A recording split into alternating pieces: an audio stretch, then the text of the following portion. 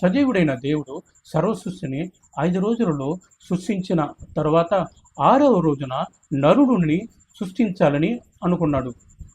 అదేవిధంగా బంకమన్నును తీసుకొని తన పోలిక చూపున చేసి అతని నాసిక రంధ్రాలలో జీవవాయువు ఊదగా జీవాత్మ ఆయను.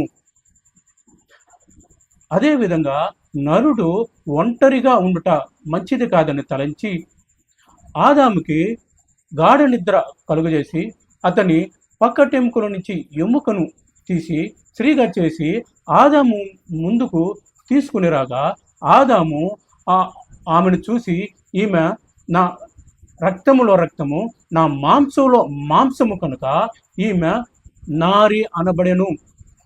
అప్పుడు సజీవుడైన దేవుడు ఈ ఇరువురు కూడా ఏక శరీరమై ఉందురు పలికాడు. అంటే ఇక్కడ ఆదాము యొక్క శరీరంలో ఆదాము జీవ ఆత్మగాను, అవ్వ ఆదాము యొక్క శరీరంలో శరీరకముగాను రక్త మాంసాలు పోలినదిగాను ఉన్నది. అదేవిధంగా సజీవుడైన దేవుడు వీరు ఇద్దరు కూడా ఫలించి అభివృద్ధి చెందాలని ఏదోన వనాన్ని సృష్టించాలని తూర్పు పక్కన ఏదోన వనాన్ని చేశాడు. అంటే ఆ ఏదోన వనంలో వివిధ రకములైన విత్తనములను వీరు ఇద్దరు కూడా ఫలించి అభివృద్ధి చెందుటకు, జీవించుటకు అనువుగా ఉండే, తినుటకు అనువుగా ఉండే ఫలాలను, అదేవిధంగా దేవవృక్ష చెట్లను, అదేవిధంగా మంచి చెరువులను ఇచ్చు ఫలాన్ని కూడా సృష్టించాడు. కానీ మనకి ఈ ఏదోను వనం గురించి మనకు తెలుసు. కానీ ఏదోను వనం యొక్క బయట ఏముంది, ఈ విషయాన్ని కనుక మనం తెలుసుకున్నట్లయితే చాలా విషయాలు మనకు అర్థమవుతాయి. అంటే ఈ ఏదోను యొక్క బయట చీకటి ఉన్నది. చీకటి ఉండటమే కాదు, ఈ ఏదోను వనానికి ఎడమ పక్కన స్త్రీ ఉన్నది. స్త్రీ అనగా ఆదాముకి తల్లి. అంటే ఆమె ఎందుకు అక్కడ చీకటిలో ఉంది అన్న విషయాన్ని మనం కనుక తెలుసుకోగలిగితే, దేవునికి వ్యతిరేకముగా దేవునికి కనిపించినంతగా హెచ్చించుకొనెను. అంటే ఎందుకు హెచ్చించుకునింది ఆమె, దేని వలన హెచ్చించుకున్నది అన్న విషయాన్ని మనం తెలుసుకున్నట్లే అయితే, దేవుని శరీరంలో, సజీవుడైన దేవుని శరీరంలో సొగ భాగమై ఉన్నది. అంటే తల నుంచి కాళ్ళ వరకు ఈ స్త్రీ, ఈ తల్లి సొగ భాగమై ఉన్నందువలన ఆలోచించే శక్తి కలిగినది. ఎప్పుడైతే ఈ ఆలోచించే శక్తి కలిగినదో దేవునికి వ్యతిరేకముగా ఆలోచించడం ప్రారంభించింది. అనగా సజీవుడైన దేవుని కలయిక అనేది జరగనందువలన సజీవుడైన దేవుడు ఆమెని బయటికి పంపించాడు. నరకములకు ఒక మూలకు త్రోయబడెను. బయటికి ఎప్పుడు పంపించాడో, బయటికి పంపించడం వలన ఈ శరీరంలో మార్పు అనేది జరిగింది. దాని వలనే జీవాత్మగా ఆదాము యొక్క శరీరంలో రక్త మాంసముల పొలిగిన స్త్రీగా అవ్వ ఉన్నది. అదేవిధంగా సజీవుడైన దేవుడు ఈ ఏదోను వనాన్ని చేసిన తర్వాత ఈ ఇద్దరిని కూడా తీసుకొని పోయి సర్వ సృష్టి ఆశీర్వదించబడినవి. అదేవిధంగా సర్వ ఫలములు కూడా ఆశీర్వదించబడినవి కనుక మీరు నిర్భయముగా తినవచ్చును.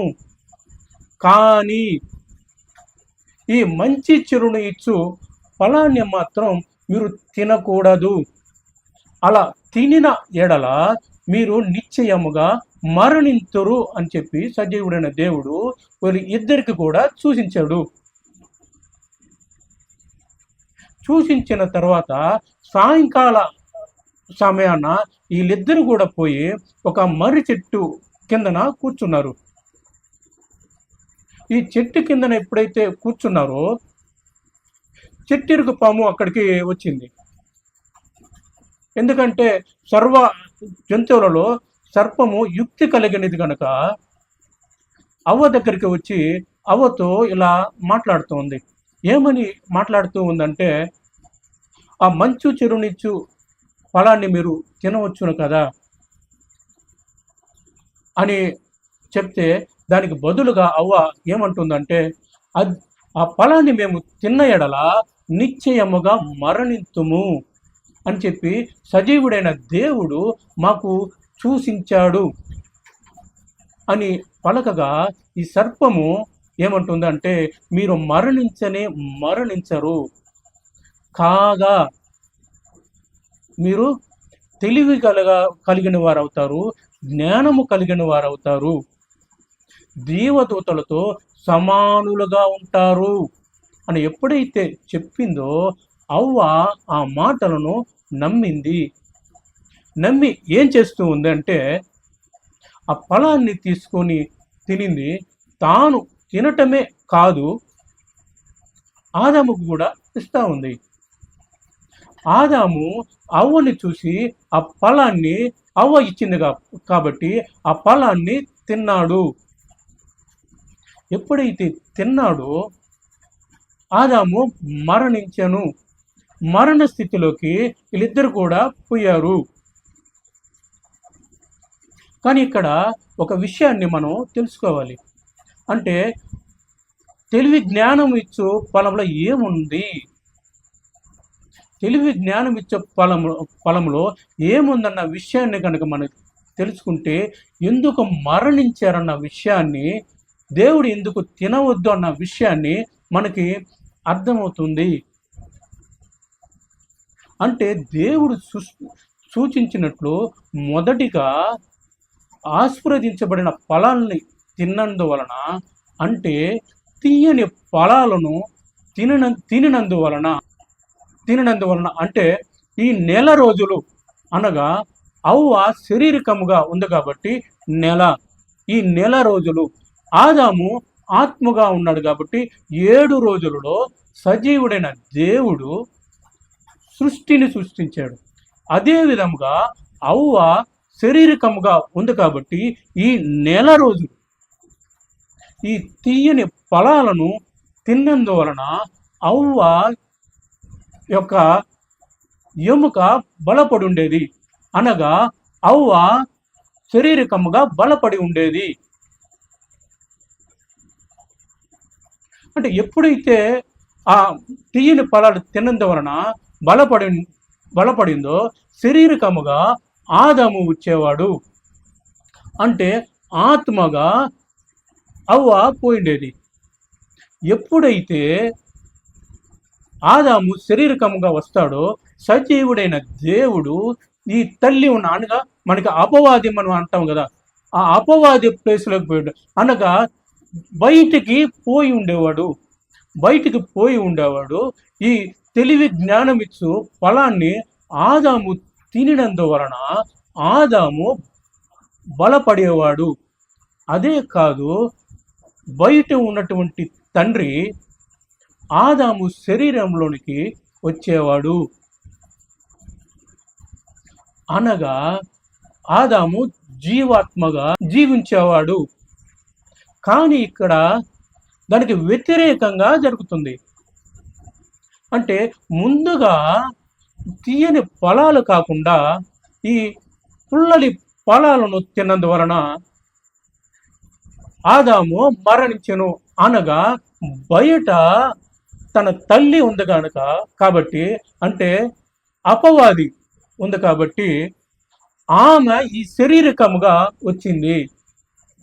అనగా ఇక్కడ మార్పు అనేది ఏర్పడింది. అంటే ఈ పండులో ఏముంది, ఈ పుల్లని పండులో ఏముంది అన్న విషయాన్ని కనుక మనము తెలుసుకోగలిగితే చాలా విషయాలు, చాలా మర్మాలు మనకి అర్థమవుతాయి. అంటే ఈ చింతకాయని తినందువలన, చింతకాయ అంటే మనకి పుల్లగానే ఉంటుంది, ఈ చింతకాయ తిన్నందువలన, పురుషుడిగా ఉన్నప్పుడు తిన్నందువలన ఆదాము యొక్క ఎముక బలపడి ఉండేది. అంటే ఆ తీయని ఫలానికి ఈ పుల్లని చింతకాయకి ఉన్న తేడా ఏంటి అంటే, తీయని ఒక ఎగ్జాంపుల్ ఏంటంటే, తీయని ఆపిల్ ఉందనుకోండి, తీయగానే ఉంటుంది ఆపిల్. ఆపిల్ 10 ఫలాలను తింటే ఎంత కాల్షియం, ఎంత బలమో ఒక చింతకాయని తింటే చాలు. ఒక చింతకాయలో అంత కాల్షియం ఉంది. అదేవిధంగా శారీరకంగా ఆదాము ఉన్నప్పుడు తిని కనుక ఉంటే పురుషుడు స్త్రీని ఏలేవాడు, అనగా పురుషుడు బలపడేవాడు, స్త్రీ పురుషునికి లోబడి ఉండేది. కానీ ఇక్కడ ముందుగా పుల్లని ఫలాలను ముందుగా తినడం వలన స్త్రీ యొక్క ఎముక బలపడింది, పురుషుని యొక్క ఎముక బలహీనమైనది, అనగా పురుషుని యొక్క శరీరము బలహీనమవుతుంది. అంటే తీయన ఫలాలు తర్వాత ఆదాము తినాలి, అనగా ముందు ఇది తిన్నందువలన తర్వాత తీయన ఫలాన్ని తిన్నప్పుడు పురుషుడు బలహీనమవుతాడు. దానివలన ఏమవుతుంది అంటే స్త్రీ పురుషుణ్ణి ఏలుద్దనమాట. అనగా పురుషుడు స్త్రీకి లోబడి ఉండాలి. దాని వలన సజీవుడైన దేవుడు ఏమని చెప్పాడు అంటే, ముందుగా ఈ జ్ఞాన తెలివినిచ్చు ఫలాలను మీరు తినకూడదు అన్నాడు. ఈ విషయాన్ని మనం తెలుసుకోవాలి. తెలుసుకున్నప్పుడే మనకి చాలా విషయాలు అర్థమవుతాయి. సరే, అది జరిగిపోయింది. వీళ్ళిద్దరు కూడా ముందుగా పుల్లని చింతకాయలు తిన్నారు. తర్వాత వచ్చి సజీవుడైన దేవుడు ఏదోను తోటకు వస్తున్నాడని తెలిసి అంజూరపు ఆకులు తన మొలకి చుట్టుకొని చెట్టు వెనకాల పోయి దాముకున్నప్పుడు సజీవుడైన దేవుడు వచ్చి, ఆదామా ఆదామా నువ్వు ఎక్కడున్నావు అని పిలుస్తున్నాడు. అంటే ఆదాముని సజీవుడైన దేవుడు గుర్తించలేదు. అంటే ఆదాము అంటున్నాడు, అయ్యా మేము ఈ చెట్టు వెనకాల దాముకుండా ఉన్నాను అంటే, నేను తినకూడని పండుని మీరు తిన్నారా అని అడిగాడు. అవునయ్యా, ఈ స్త్రీ ఇచ్చింది, మేము తిన్నాము, నేను తిన్నాను అని చెప్పి సూచించాడు. అంటే సజీవుడైన దేవుడు ఆదాముని చూడలేదు. అంటే ముఖమో శరీరమో కాదు, ఆదాము యొక్క దిబంగరాలు చూడాలి. అంటే ఆ దిబంగరాలు కప్పబడి ఉన్నాయి, ఆకులతో కప్పబడి ఉన్నందువలన ఆదాముని సజీవుడైన దేవుడు చూడలేదు. ఆ విషయమే కాదు, వెనకాల ఉన్న ఆత్మస్థితి కూడా గమనిస్తున్నాడు. ఆత్మస్థితి ఎలాగ ఉందంటే నల్లనిదిగా, అనగా మరణించిన స్థితిలో కనబడుతుంది దేవుడికి. అంటే మొదటిగా ఈ ఫలాన్ని తినందువలన బయట ఉన్నటువంటి తల్లి, అంటే ఆదాముకి అవని ఏ విధంగా ఇవ్వబడిందో అదే స్థితిలో ఆమె నిలబడి ఉంది. అనగా తన యొక్క స్వరూపాన్ని మార్చుకునింది. తల్లి స్థితిలో నుంచి కుమార్తె స్థితిలోకి మార్చుకునింది. ఆ స్థితిని గమనించాడు. ఇంకొకటి ఏంటంటే, ఆదాము శారీరకంగా ఉన్నాడు, అవ్వ ఆత్మగా ఉంది. ఇది దేని వలన కలిగింది అంటే, ఈ పండు ఎప్పుడైతే తిన్నారో మార్పు జరిగింది. అనగా తల్లి తన అనుకూలముగా మార్చుకునింది. అంటే ఆదాము జీవాత్మ, ఆదాము యొక్క శరీరంలో అవ్వ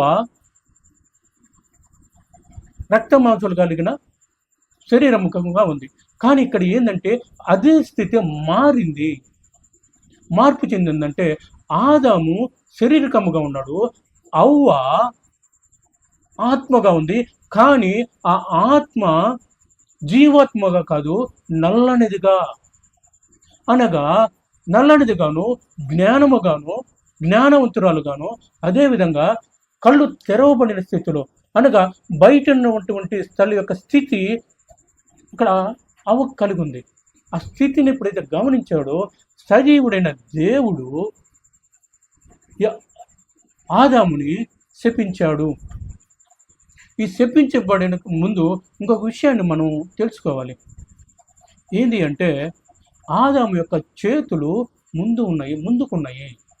అంటే ఈ నెల రోజులు ఏ విధమైన కోరికలు ఉండకూడదు. అంటే ఆదాము అవ్వని కోరుకున్న స్థితిలో ఉన్నాడు. అంటే ఎందుకు అంటే అది తప్పు అంటే నార్మల్గా అయితే అవ్వని ఆదాముకి తోడుగా ఇచ్చాడు. కానీ తన తల్లి ఎదురుగా ఉన్నందువలన ఆ స్థితి ఉండకూడదు. అంటే తల్లి చూసిందంటే ఆదాము మీద ఉగ్ర రూపం దలుస్తుంది. దానివలన ఏంటంటే ఈ కోరిక, ఆదాము అవ్వ మీద ఉన్న కోరిక అనేది ఉండకూడదు. అది ఒకటి గమనిస్తున్నాడు. గమనించిన తర్వాత వీళ్ళు ఇద్దరిని కూడా శపించాడు. మీ వలన ఈ సృష్టి శపించబడినది, అనగా నీల సృష్టి శపించబడిన స్థితిలోనికి సజీవుడైన దేవుడు తీసుకొచ్చాడు. అంటే ఏం లేదు. ఎందుకు శపించాడు అంటే ఒక పొలంలో ఒక బాట ఉందనుకోండి, ఆ బాటలో మనం పోతా ఉంటే ఎవరన్నా బహిర్భూమికి పోయారనుకోండి, అనగా బాత్రూమ్కి పోతే మనం అంటాం ఎవరు వీళ్ళు నడి రోడ్లో బహిర్భూమికి పోయారు, అక్కడ చాలా స్థలం ఉంది కదా, అక్కడ పోయి కూర్చోవచ్చు కదా అని చెప్పి మనం తిడతాం. అదే విధంగా సజీవుడైన దేవుడు ఆదామును ఉద్దేశించి నీ వలన ఈ సృష్టి శపించబడినది అని చెప్పి పలికాడు. అంటే సజీవుడైన దేవుడు తనకు అనుకూలముగా మారుస్తూ ఉన్నాడు. అదే స్థితిని, అనగా తల్లి అనగా అపవాది ఏ స్థితిని చేసిందో అదే స్థితిని తనకి అనుకూలముగా మారుస్తూ ఉన్నాడు. అనగా శారీరకముగా స్త్రీగాను, ఆత్మగా పురుషుడుగాను మార్చాడనమాట. ఎప్పుడైతే శపించాడో ఆ స్థితి మళ్ళీ యథాస్థితికి తీసుకొచ్చాడు. అంటే తనకి అనుకూలముగా మార్చాడు. ఇది తెలుసుకోవాలి మనం. ఎందుకు శపించాడు అంటే కాదు, దాని యొక్క ఉద్దేశాన్ని మనం గ్రహించాలి, తెలుసుకోవాలి. అదేవిధంగా సజీవుడైన దేవుడు శపించిన తర్వాత వర్షాన్ని కురిపించాడు. తర్వాత ముళ్ళ చెట్లను నాటాడంటే కలుగునుగాక అని చెప్పి పలికాడు. అదేవిధంగా ఆదాముని నువ్వు చెమట కార్చి పొలమును దున్ని నువ్వు ఫలాన్ని తింటావని చెప్పి శపించాడు. అవ్వని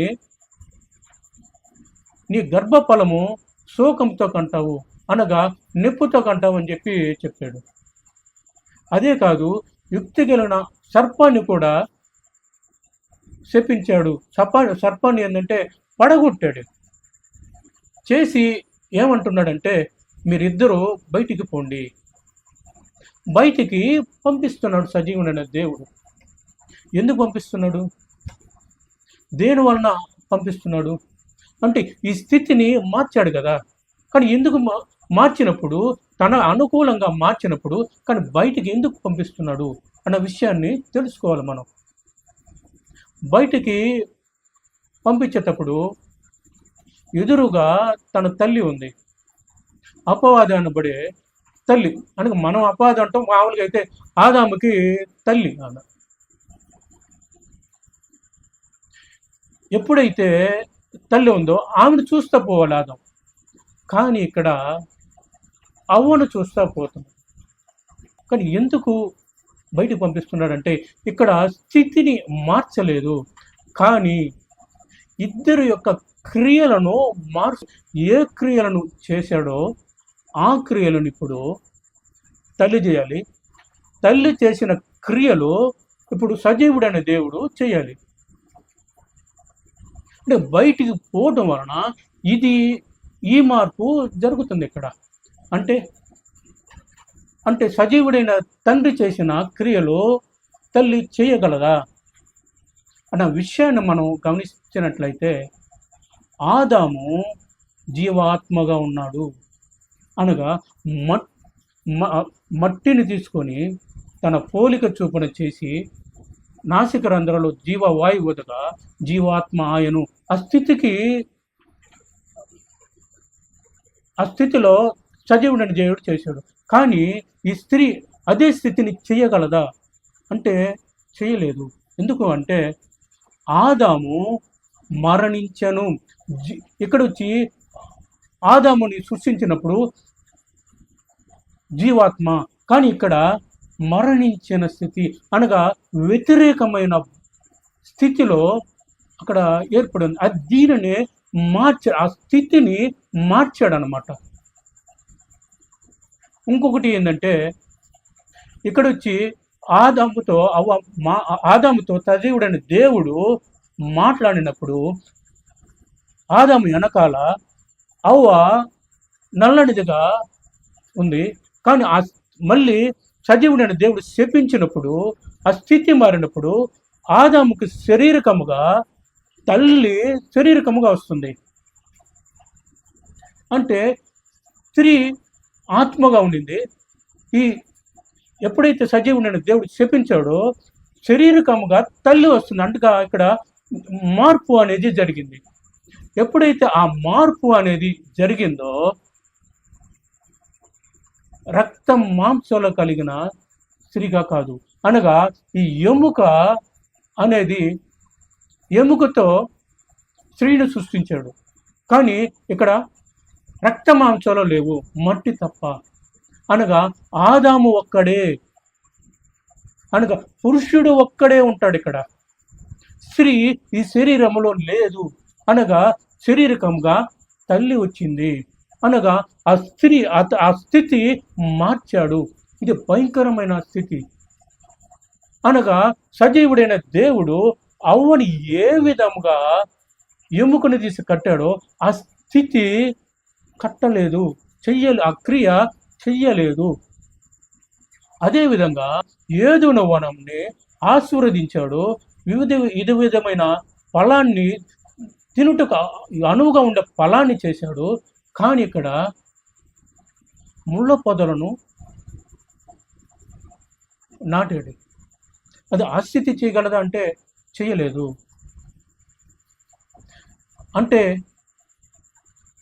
ఆ తెలివి జ్ఞానం ఇచ్చు ఫలాన్ని తినరుగా మరణించారు.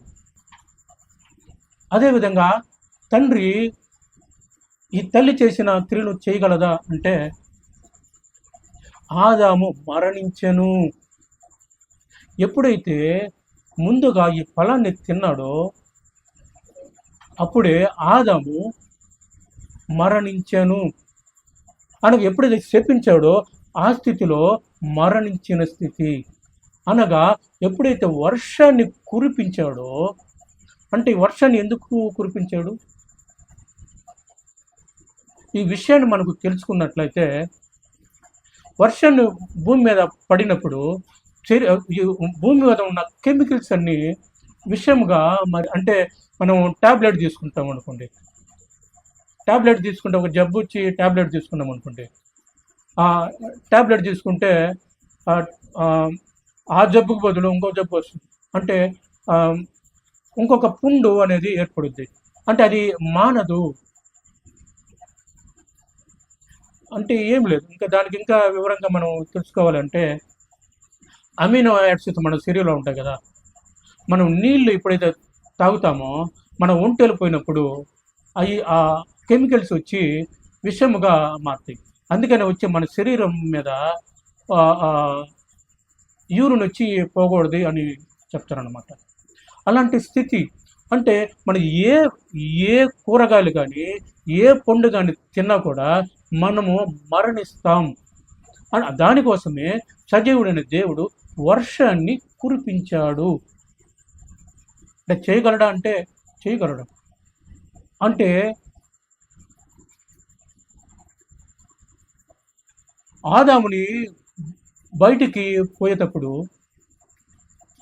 ఈ స్త్రీ ఏమంటుంది అంటే, నీది ఎర్రని రక్తము, పరిశుద్ధ రక్తము, కానీ నాది నల్లని రక్తము. అంటే ఎప్పుడైతే ఆదాము ఆత్మగా మారాడో రక్త మాంసములుగా పోలినవాడుగా అయ్యాడు. చెమట రక్తముగా కారెను. అందుకని సజీవుడైన దేవుడు ఆదాముని నువ్వు చెమటను చిందించి ఫలాన్ని తింటావు అని చెప్పాడు. చెమట రక్తముగా కార్చెను అనగా తన కుమారులు రక్త మాంసలు పోలిన వాళ్ళు అయినందువలన తాను కూడా రక్త మాంసలు పోలినవాడు అవ్వవలసి వచ్చాను. ఎప్పుడైతే సజీవుడైన దేవుడు ఆదాముని శపించాడో ఆ క్షణమే ఆదాము రక్త మాంసలు పోలినవాడుగా మారాడు. అక్కడ స్త్రీ అనగా బయట ఉన్న తల్లి ఏ స్థితిలో ఉందంటే నల్లని రక్తము కలిగినది. అందుకనే వీళ్ళిద్దరు బయటకు పోయేటప్పుడు ఈ సాతాను ఏమంటుందంటే, నాది నల్లని రక్తము, నువ్వు పరిశుద్ధ రక్తంలోనికి పోతున్నావు, నీవు నన్ను ఏమి చేయలేవు అంటే అక్కడ తాను కనిపించినంతగా హెచ్చించుకున్నదంటే నువ్వు నన్నేమి చేయలేవు అనిందో అదే స్థితి ఇక్కడ ఏర్పడింది. అంటే ఆ ఒక్క విషయాన్ని మాత్రమే చేయలేడు. అంటే అంటే ఇప్పుడు చేయలేడు. ఈ విషయాన్ని చేయాలంటే గెతేమకు పోవాలి. అంటే యోదయ గోత్రం, లేవియ గోత్రం ఉన్న యాజకత్వం యోదయ గోత్రములకు మారెను. ఇక్కడ స్థితిని మార్చాడు. అంటే ఆత్మగా ఉన్న దేవుని కుమారుడు శరీరకముగా ఉన్న స్త్రీ ఆత్మగాను మారుతారు. అంటే ఆదాముతో సజీవుడైన దేవుడు మాట్లాడినప్పుడు ఆదాముతో మాట్లాడుతుండగా ఆదాము దేవుడికి ఎలా కనిపించాడంటే ఆదాము శరీరకముగాను అవ్వ ఆత్మగాను ఉన్నది. ఆ స్థితి మాత్రము ఇప్పుడు చేయలేడు. దానివల్ల ఏమంటుందంటే ఈ తల్లి ఏమంటుందంటే, నాది నల్లని రక్తము, ఇది పరిశుద్ధ రక్తం అనగా ఈ నల్లని రక్తాలనికి పోలేడు, కానీ పరిశుద్ధ రక్తంలోనికి పోవాలి. పరిశుద్ధ రక్తంలోనికి బయటికి పోతున్నాడు. కానీ ఈ నల్లని రక్తంలోనికి ఎప్పుడు పోతాడు? ఎప్పుడైతే పోతాడో అప్పుడే ఈ తల్లిని జయించగలడు అన్న విషయాలు మనం తెలుసుకున్నట్లయితే గెత్సేమను తోటలో మనకి అర్థమవుతుంది. కానీ అక్కడ అష్టదిగ్బంధం జరిగింది. దానివల్ల మనకి అక్కడ చాలా విషయాలు అసలు లేవే గోత్రం నుంచి యోధే గోత్రానికి ఎందుకు మారింది అంటే శరీరకంగా పురుషుడు ఉన్నాడు కాబట్టి 30 రోజులు జీవించాడు. ఆత్మస్థితి అంటే 3.5 సంవత్సరం. ఆ తర్వాత ఏం జరిగింది అన్నది. కానీ ఈ నల్లని రక్తంలోనికి తీసుకుపోగలిగింది ఎవరంటే పరిశుద్ధ ఆత్మ సజీవుడైన దేవుడిని నల్లని రక్తంలోనికి తీసుకొని పోగలదు. తీసుకొని పోయింది. అంటే ఎప్పుడు జరుగుద్ది అంటే గేమ్ షో. ఇక్కడ గేమ్ షో అంటే అది ఇప్పుడు అర్థం కాదు, చెప్పినా అర్థం కాని పరిస్థితి. అంటే అది చెప్పినప్పుడు అయితే మనకి అర్థమవుతుంది. కానీ దాని ఆ స్థితి ఏమంటారంటే గేమ్ షో అంటారు. ఆ గేమ్ షో తర్వాత పరిశుద్ధ ఆత్మ సజీవుడైన దేవుడిని నల్ల అంటే బయటికి పోతాడనమాట.